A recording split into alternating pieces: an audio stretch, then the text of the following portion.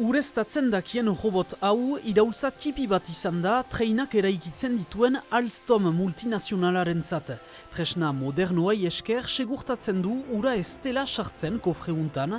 Puntako makina bat Siberuan pentsatua eta eraikia, Mauleko Elkar enpresak urte bat eterdi eman ditu sortu aintzin. Irudietan ikusten den kexa gorri hori, da treinen armairu elektrikoa bezala, ados?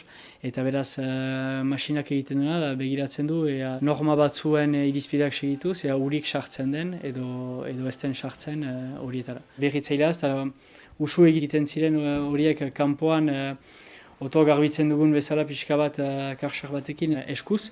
Etzen normalen distantziak, angeluak eta ez ziren bortzaz segitzen.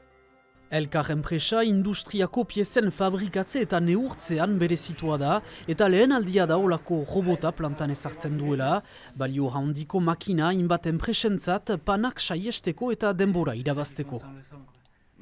Olako tresnekin sos jabazten dute eta askifite. Retour sur investissement delakua bada. Gue bidia ondoko urtentako dukek bezero berrien atzamaitea.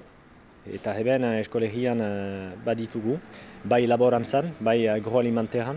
Perspektiba berriak beraz elkarrentzat 2005ean sortua enpresak gaur egun 35 langile enpleatzen ditu.